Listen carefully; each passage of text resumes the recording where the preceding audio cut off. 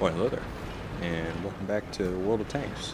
It's been a while since I've done a World of Tanks video, but uh, in this video I'm going to start off by talking about some problems I've ran into that are kind of hampering my ability to produce videos. Yesterday I upgraded to Windows 10, which I still think was a good move. The problem is that I use PowerDirector to edit and render and upload videos. And when I got, when I built the new computer, I decided, you know what, I'll go ahead and get PowerDirector 13. I've heard it's better. So I got PowerDirector 13, and that was working fine on Windows 8. It was working good. But then I upgraded to Windows 10, and now it doesn't work. There's a problem with there's an audio cut problem where I think it's because the .avis that I use are the audio and the video get out of sync for some reason on the Windows 10. So this video I'm actually editing and gonna render on my old computer because it's still Windows 7 with PowerDirector 12. So, that's a little frustrating because 13 is compatible with Windows 10, but it doesn't seem to fully be there. I think there needs to be another patch, and hopefully I can go around on forums and things like that and kind of figure out, well, confirm that it's not something I can deal with, like it's not a problem I can fix, but hopefully that works out and I can get back to rendering videos on my new machine so I don't have to kind of set up both and always be running both just to make videos. But this is a World of Tanks game. I decided to jump into World of Tanks because I was having kind of a frustrating day in War Thunder, so I thought, you know what, I'll play some World of Tanks. T95 is always a good time.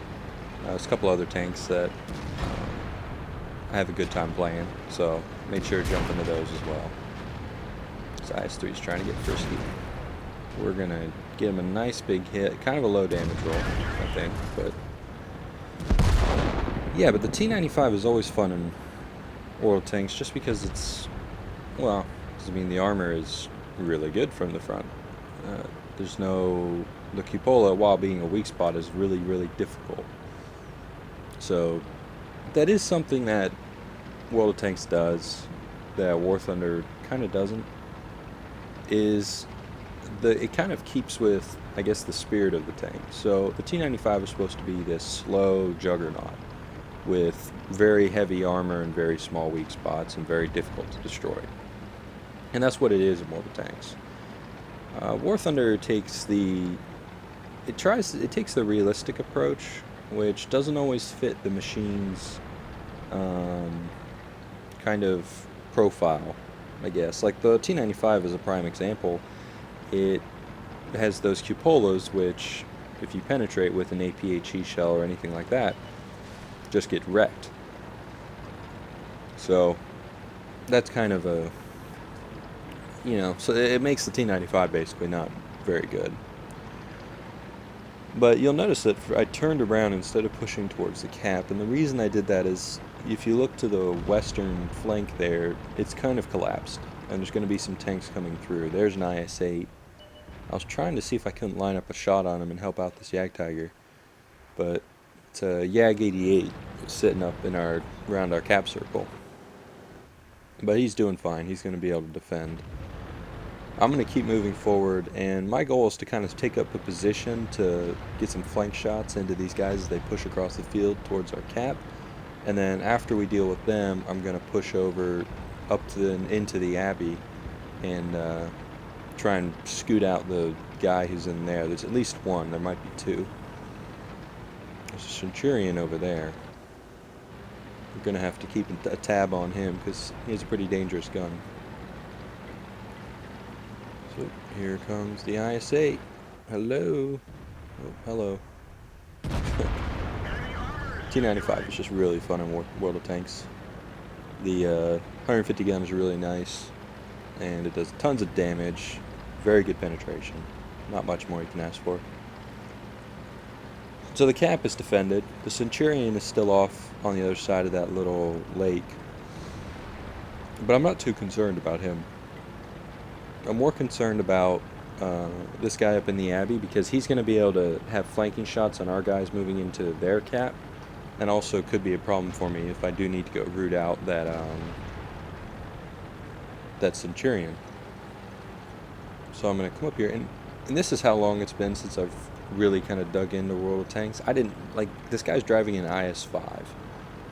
Where the hell did the IS-5 come from? Is that one of the, like, mission tanks that you can get? I know there's a bunch of those, and I guess maybe I should start working on getting one, because the T-28 concept looks pretty cool. But yeah, I don't know where this one came from. It looks like an IS-8. It seems a bit faster, but I don't really know. Obviously, I've never faced it before until just now. I thought it was an IS-8 up here. There he is. Little bit of a goof decision there. I missed the shot, which gives him not the advantage, it gives him the ability to kind of come down here, and ideally I should have rammed him there, but he's moving just really fast, and it's very difficult for the T-95 to turn. It turns much slower in World of Tanks, because you can't have the best of both. Just took a hit from the Centurion, and he's backing up, but doesn't matter. T-95 is super strong and nails him over the ridge. Now this guy is really just stuffed. I mean, he's backed himself into a corner. I'm here. He's not going to be able to kill me. Support is on the way. I did miss that shot, and you could hear the sizzle from the heat there. But this guy's got to know he's toast. Basically, I think his move here was he was trying to track me, so I couldn't get my gun down on him. But you can't do that. So that was one of the games I played recently in World of Tanks. And it's World of Tanks, World of Warships, War Thunder. They're all three games that I like and I enjoy. And when I get frustrated with one, a lot of times I jump into the other, especially with War Thunder and World of Tanks. World of Warships kind of on its own because, I mean, when War Thunder Naval Forces comes out, I'm sure I'll be bouncing between the two. But I haven't featured a World of Tanks replay yet in a while, so I thought I would. But anyways, thank you for watching. I've been CornyBros. I'll see you next time.